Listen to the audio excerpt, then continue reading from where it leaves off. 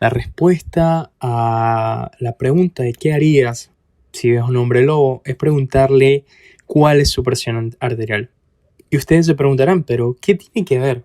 ¿O por qué le vamos a tomar la presión arterial? Pues eso lo vamos a resolver ahora hablando de un tema interesantísimo, las deficiencias enzimáticas en la secreción de cortisol, una de las hormonas más importantes de nuestro organismo. Ahora bien, ¿dónde se produce el cortisol? Se produce en las glándulas suprarrenales, ¿verdad? Y las glándulas suprarrenales van a tener una zona glomerulosa, una zona fasciculada y una zona denominada reticularis. Este gráfico de acá tiene un esquema de cómo fisiológicamente o dentro de la normalidad, desde el colesterol se forman tanto el cortisol como los andrógenos, ¿verdad? Que van a formar las hormonas sexuales. Al formar estas hormonas, van a servir como un feedback negativo para la glándula pituitaria y que deje de estar liberando la hormona liberadora de corticotropina.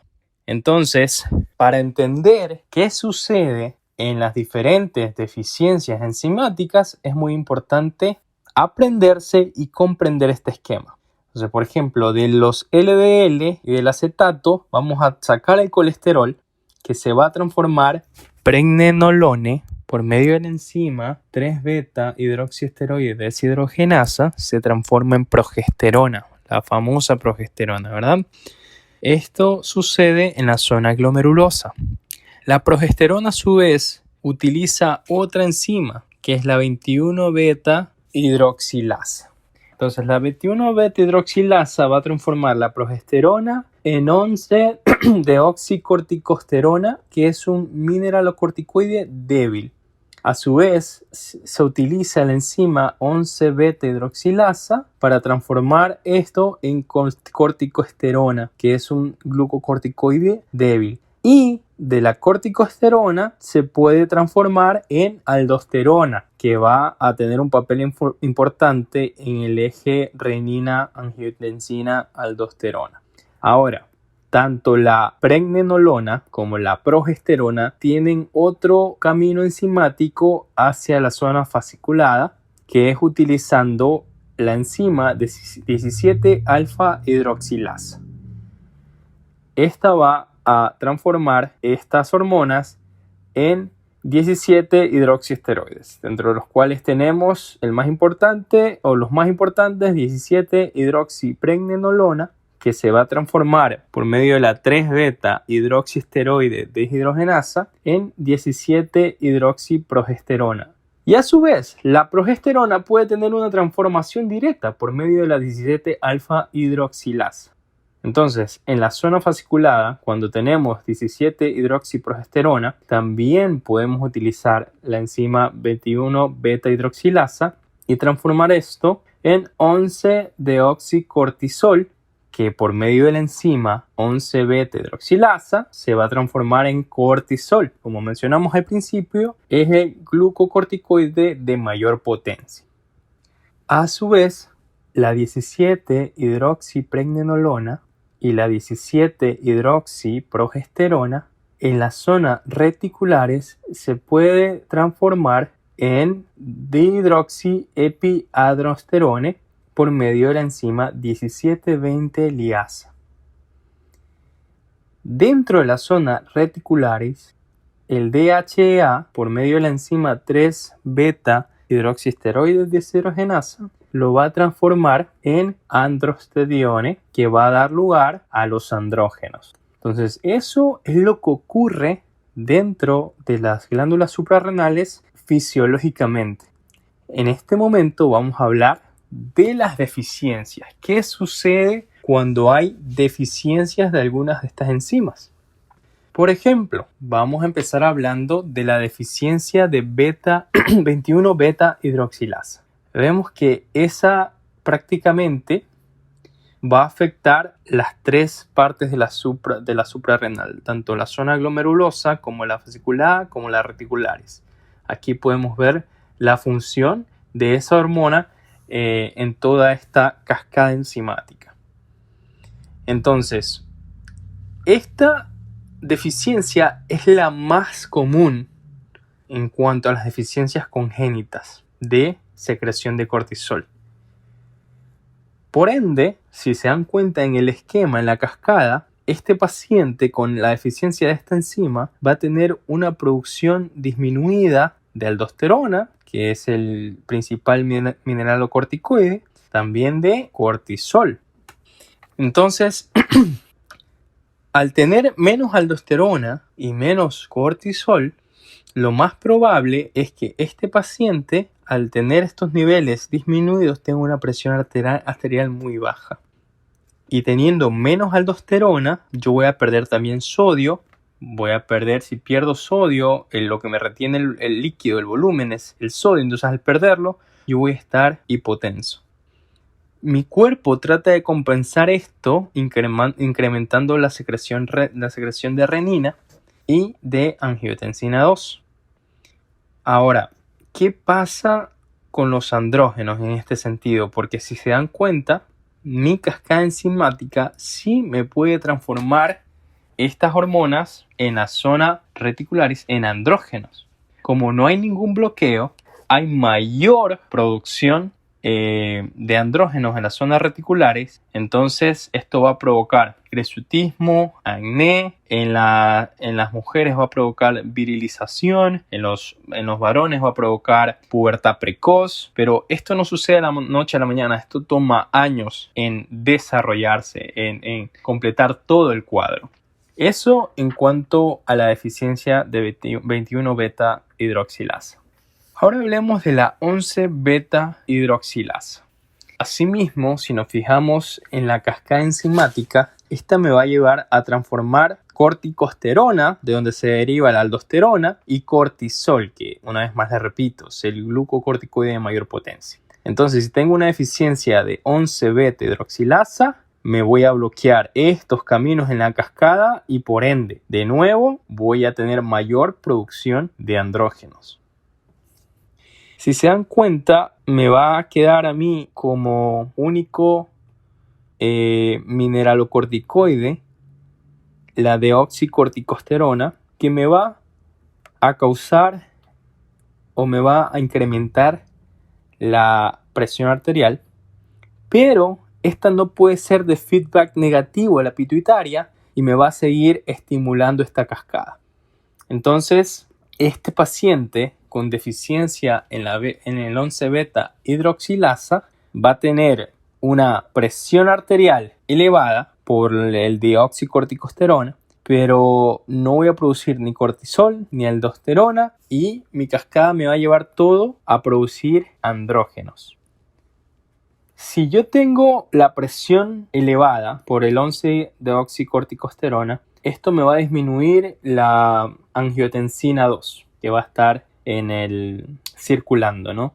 Entonces, este paciente también va a tener acné, hirsutismo significativo, pero al contrario del 21 beta hidroxilasa, este paciente va a tener hipertensión. Entonces ya les he hablado de dos pacientes con hirsutismo significativo y hay diferencias en las presiones. Entonces, por eso entraba un poco el juego en el video del hombre lobo. Si se dan cuenta, estas deficiencias enzimáticas cuando son completas, porque hay deficiencias parciales, y me producen un hirsutismo significativo, va a provocar lo que se llama el síndrome de hombre lobo, cuando ven que se da generalmente con un patrón familiar, muchas veces, niños de 5 o 6 años llenos de pelo. Entonces, esto se da por una deficiencia en una de estas dos enzimas, pero hay uno de ellos que va a ser hipotenso y hay otro de ellos que va a ser hipertenso. Por eso que la pregunta o la respuesta correcta al video del hombre lobo sería preguntarle cuál es la presión arterial. Entonces, la próxima vez que vean un hombre lobo, lo digo en broma, ¿no? Preguntarle cuál es la presión arterial. O si ven a alguien en la calle, hey, dime cuál es tu presión arterial y te digo dónde está tu déficit enzimático. Pero bueno, para concluir el tema, vamos a hablar sobre la deficiencia de 17-alfa hidroxilasa. Si se dan cuenta, 17-alfa hidroxilasa actúa al principio de mi cascada.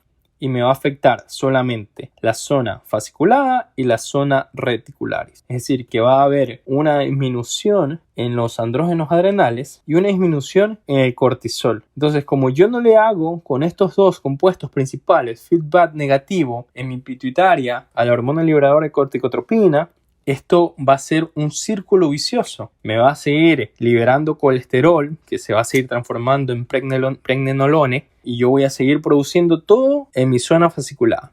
Entonces, todo este colesterol se me va a terminar convirtiendo en corticosterona y también en 11-deoxicorticosterona. Y estos dos me van a producir hipertensión, disminuyendo la angiotensina 2 circulante, y a su vez, cuando mi angiotensina 2 es muy elevada, yo voy a dejar de producir aldosterona. Estamos claros en eso, ¿verdad? Mi cascada se limita a esta parte porque yo ya no puedo convertir nada hacia la derecha. Pero para profundizar más o tener una mejor comprensión, el efecto en los testículos y en los ovarios.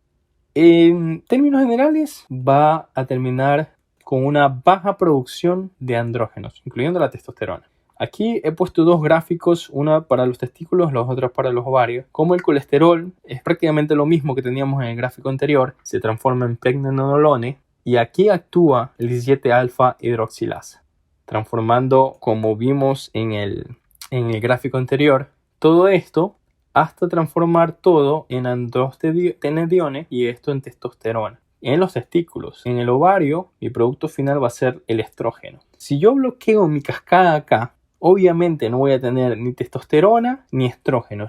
Entonces este paciente va a ser hipertenso, muy hipertenso, con un aldosterona baja, porque le voy a hacer feedback negativo por la angiotensina 2, pero mi desarrollo en los órganos sexuales va a estar disminuido. Entonces, este de aquí es un resumen para que vean las diferencias de cada uno. Generalmente 21 y 11 son los que me dan hiperproducción adrenal, síndrome de hombre lobo, que se diferencia por la presión arterial. Y el 17-alfa hidroxilasa me va a provocar hipertensión y disminución de testosterona y de estrógenos. Entonces, esta última deficiencia es rarísimo. Generalmente el signo cardinal es el hipogonadismo y muchas veces se podría confundir con un síndrome de Addison, donde hay una hipocalemia muy significativa. Pero al contrario del síndrome de Addison, acá tendríamos hipertensión, porque recuerden que en la cascada todo se transformaba tanto en cortisol como en corticosterona.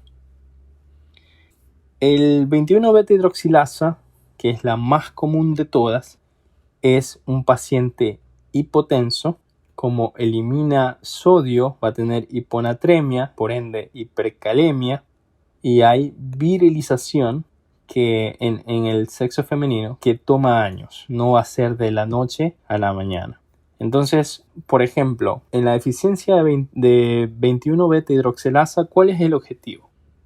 El objetivo aquí es tratar de mantener al paciente normotenso, es decir, darle corticoides, tratar de mantener esos niveles en un rango aceptable. A su vez, al dar corticoides, estamos causando una inhibición a la pituitaria para tratar de romper este círculo vicioso. Entonces, este es el caso en que vas a encontrar un niño con síndrome de hombre lobo, pero hipotenso. En la deficiencia de 11-beta-hidroxilasa, por otro lado, que es la segunda más común en este cuadro, la principal diferencia es que aquí sí va a haber hipertensión.